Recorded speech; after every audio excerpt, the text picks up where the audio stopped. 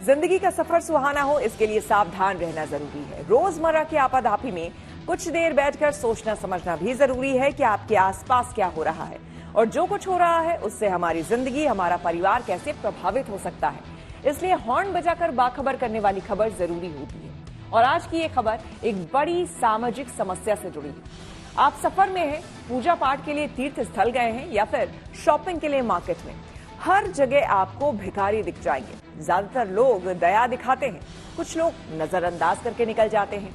भीख देने वाले इसे पुण्य का काम समझते हैं, जो नहीं देते उनका तर्क है कि इससे भीख मांगने की आदत को बढ़ावा मिलता है। पर असली सवाल कुछ और है। आजादी के इतने साल बाद भी देश में लाखों लोग भीख क्यों मांग रहे हैं? भिखारियों की जिंदगी बेहतर बनाने के लिए ठोस कदम क्यों नहीं उठाया जाता? ये सवाल आपके भी ज़हन में आते होंगे। अच्छी खबर यह है कि सरकार ने 30 शहरों को भिखारी मुक्त करने की दिशा में कदम बढ़ाया है। ये बदलाव जरूरी है। ये सूरत बदलने के लिए हॉर्न बजाना जरूरी है।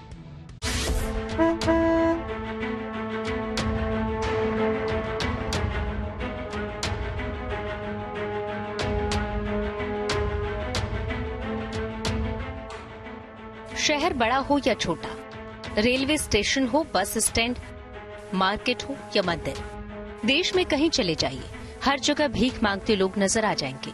कहीं पुरुष, कहीं महिलाएं। हाथ फैलाने वालों में बुजुर्ग ही नहीं, बच्चे भी हैं और बड़ी तादाद में हैं। दया को धर्म मानने वाले लोग इनमें से हर एक को रुपए 2 रुपए पकड़ा ही देते हैं। कोई खाने पीने की चीज थमा देता है तो कोई कपड़े दे देता है, गुजारा हो जाता है। लेकिन सवाल है कि ये तस्वीर बदलती क्यों नहीं?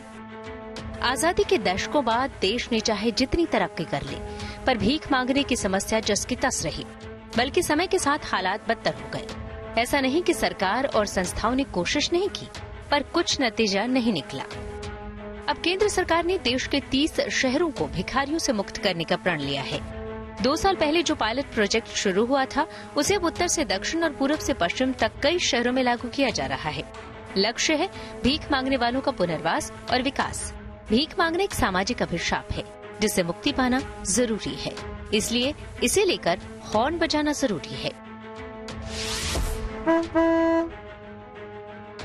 सबसे पहले आपको बताते हैं कि शहरों को भिखारी मुक्त करने वाली सरकार की योजना क्या है।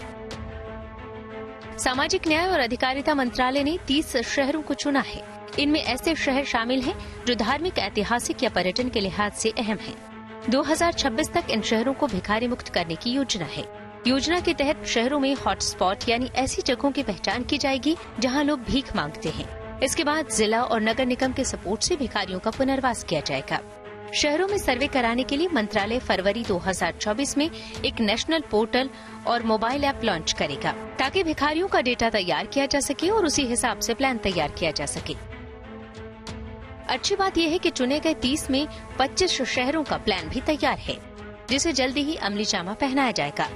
इनमें उत्तर में अयोध्या से लेकर दक्षिण में तिरुवनंतपुरम और पूर्व में गुवाहाटी से लेकर पश्चिम में त्र्यंबकेश्वर जैसे शहर शामिल हैं।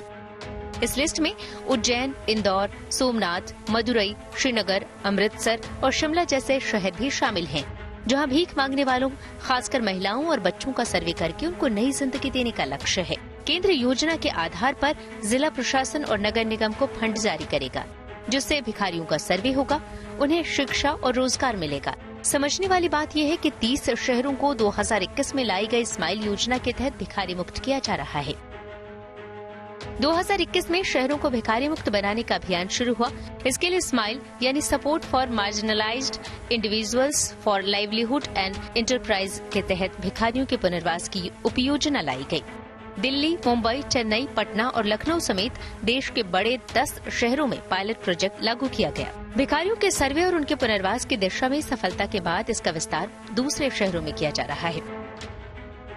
उम्मीद की जा रही है कि इस पहल से भिखारियों के चेहरे पर मुस्कान आएगी, उनकी जिंदगी को नई दिशा मिलेगी और भिक्षावृत्ति मुक्त भारत का सपना साकार होगा।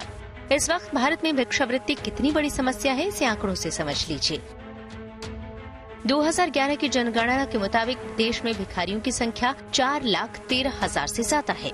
इनमें 2,21,000 पुरुष और 1,92,000 महिलाएं हैं। 61,000 से ज्यादा ऐसे हैं जिनकी उम्र 19 साल से कम है। ये आंकड़े करीब 12 साल पुराने हैं। अंदाजा लगाया जा सकता है कि अब भिखारियों की संख्या कहीं ज्यादा होगी। अगर राज्यों की बात करें तो सिर्फ पश्चिम बंगाल, उत्तर प्रदेश, आंध्र प्रदेश और बिहार में करीब 2 लाख भिखारी हैं। यहाँ भिक्षावृत्ति खत्म करने के लिए ठोस कदम उठाना जरूरी है, इसलिए हॉर्न बजाना जरूरी है। Bureau report, good news today. भीख मांगने की समस्या क्यों है, इसे दूर करने के लिए क्या किया जाना चाहिए, इसे लेकर हमने बात की एनजीओ वॉइस ऑफ स्लम की संस्थापक चांदनी से।